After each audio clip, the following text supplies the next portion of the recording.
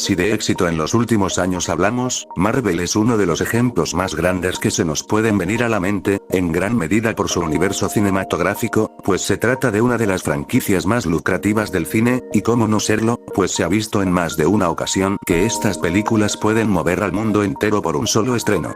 Si bien hay otros aspectos que los han posicionado en lo más alto, el principal es su primicia que, sin exagerar, revolucionó la forma de planear toda una franquicia de películas.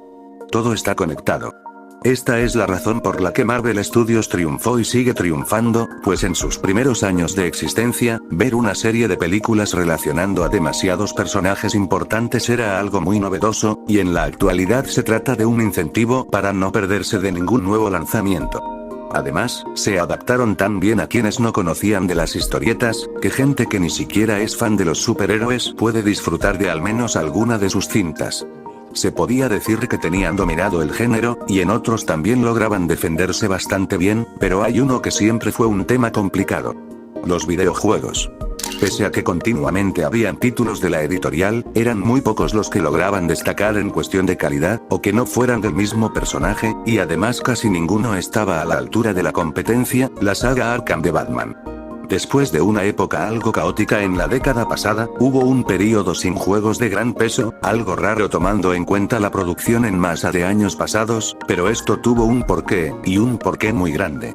Posterior a la salida de The Amazing Spider-Man 2, Marvel se propuso marcar una diferencia en sus experiencias interactivas, primero tomando la iniciativa de la saga Arkham, deslindarse de crear una adaptación de algún proyecto cinematográfico, pero a la vez usando la primicia de sus películas, para traer algo poco visto en el medio, por lo menos no de la forma que tenían planeada. Lo que la editorial buscaba, era tener un universo interconectado, pero esta vez, en los videojuegos.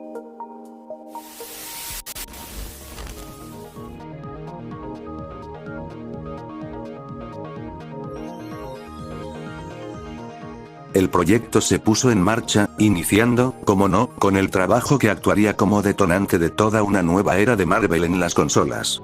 Tras 2 años de desarrollo desde 2014, se dio a conocer a todo el mundo Marvel's Spider-Man en la E3 de 2016, por parte de Insomniac Games, y tiempo después dando el anuncio de Marvel's Avengers, desarrollado por Crystal Dynamics en 2017.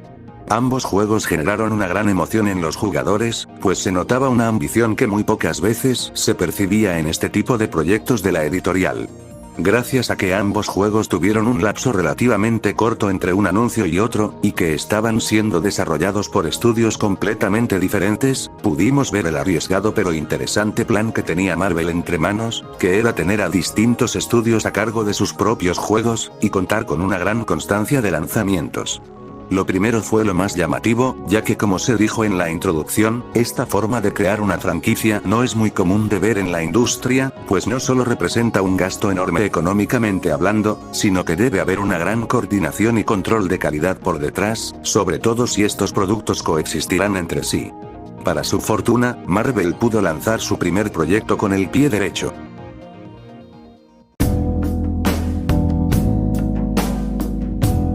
Marvel's Spider-Man llegó por fin en un 7 de septiembre de 2018, teniendo una recepción increíble, llenando las expectativas que Marvel tenía, y manteniendo al público más que interesado por esta nueva versión, y por si fuera poco, también por los personajes que podrían cruzarse con ella, pues en el mismo juego se deja en claro la existencia de otros personajes de la editorial, como Daredevil, Black Panther o Doctor Strange, pero sin duda los easter eggs que más expectación crearon, fueron los relacionados a los Vengadores, pues no solo se trataron de referencias y ya, sino que el protagonista, así como Taskmaster, podían hacer menciones al equipo, incluso dando detalles acerca de su estado actual, a diferencia de las demás que simplemente tenían algún indicio, o algo menos que eso, dando a entender que algo se estaba cocinando con los héroes más poderosos del planeta. No todo fue especulación de la audiencia, pues Marvel, así como Insomniac, se esforzaron en hacer evidente que estaban planeando algo grande con otras compañías, dando declaraciones que confirmaban que Spider-Man solo era el inicio de un universo compartido en las consolas, comparándolo incluso con la primer película de Iron Man, un pequeño indicio de que el personaje tendría un cruce con los Vengadores por Brian Intihar, la cabeza detrás del Spider-Man de Araña Blanca, y sobre todo, la creación de la marca Gamerverse, marca que llevarían todos los productos relacionados a los videojuegos de la compañía de ahora en adelante.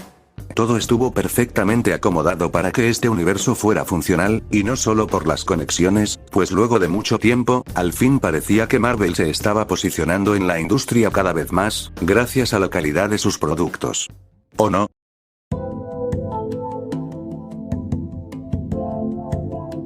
Luego de la euforia por Marvel's Spider-Man, los ojos cayeron en Marvel's Avengers, juego que ciertamente comenzaba a tardar en mostrar nuevos detalles. Pero la espera por fin terminó, y en la E3 del 2019, tuvimos el ansiado primer vistazo al título, y digamos que la recepción fue algo brusca. El juego fue condenado a más no poder por gran parte de la gente, aunque ciertamente por aspectos superficiales, más en concreto, por el aspecto de los personajes, y no por lo verdaderamente esencial, que es la jugabilidad.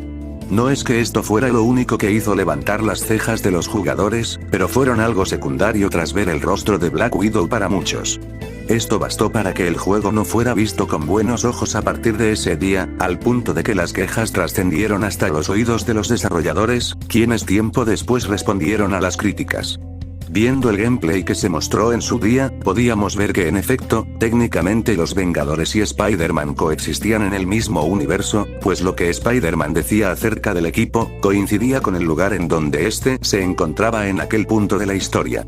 Habían ciertos detalles que quedaban al aire como el cambio de aspecto de Taskmaster, pero nada muy difícil de justificar. No obstante, tiempo después y antes de su salida, para atraer la atención de quienes no estaban muy convencidos por la propuesta, se anunció que sí, Spider-Man llegaría como un DLC a Marvel's Avengers, pero junto con el anuncio, llegó una declaración que tomó por sorpresa a varios, pero que viendo todo lo que pasó, cobró total sentido. Y es que según Jeff Adams, miembro de Crystal Dynamics, la versión de Spider-Man que llegaría al juego no tendría ningún tipo de relación con la de Insomniac, tratándose de una interpretación completamente nueva. De vez en cuando la vida te presenta un momento en el que convergen tus actividades y tus pasiones. Hoy es uno de esos momentos para mí, porque puedo ser el primero en anunciar que nuestra propia versión de Crystal Dynamics de Spider-Man se ha asociado con Miss Marvel, Iron Man, Thor, Hulk y Black Widow de Marvel's Avengers, fueron sus palabras. Porque es que al principio preparan una conexión entre juegos, y al final lo hacen a un lado para traer algo nuevo. Claramente esto no tiene una respuesta real por parte de Marvel, o de los estudios involucrados, pero es extremadamente probable que ante la mala recepción que tuvieron los Vengadores, hayan querido deslindar a Spider-Man para que no tuviese algún tipo de riesgo al estar vinculado con esto, asegurándose de que si Marvel's Avengers caía, no ocasionara daños colaterales. Y si no tenemos la certeza de si esto es cierto, mucho menos la de que compañía haya querido hacerse para atrás, pero algo estaba claro, el universo de juegos compartidos de Marvel, había sido cancelado.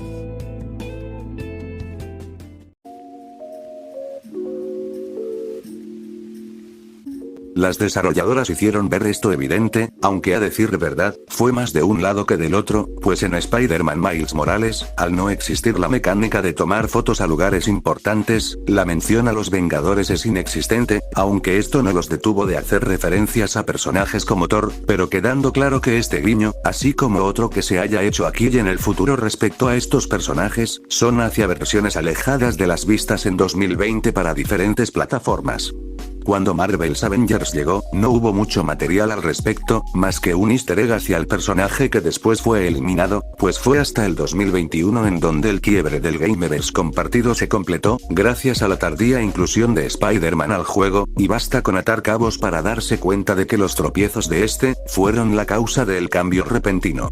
Primero, este personaje se había anunciado como el primer DLC del juego, pero terminó siendo el cuarto, llegando más de un año después del anuncio, cuando los personajes predecesores habían llegado en cuestión de meses, y segundo, si revisamos al personaje en acción, claramente podemos ver coincidencias con el Spider-Man de PlayStation, demasiadas diría yo, y eso tanto en sus animaciones como en su esquema de botones, cosa que no tiene sentido al no tener relación con aquel título, pero gracias a esto, es un hecho que la versión que originalmente entraría sería la vista en 2018, concretando así la conexión entre juegos.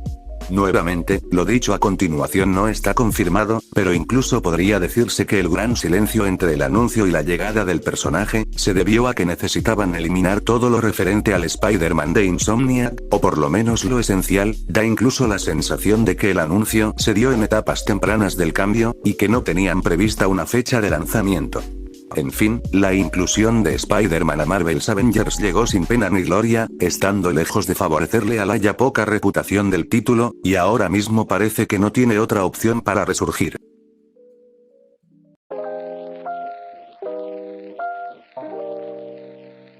El cómo este proyecto se canceló de forma tan rápida y abrupta, es muy peculiar, más viendo la buena organización que tuvo Marvel en el cine, y aún más cuando ésta se intentó trasladar a las consolas, aunque reflexionándolo un poco, puede que eso haya sido la tumba de esta propuesta.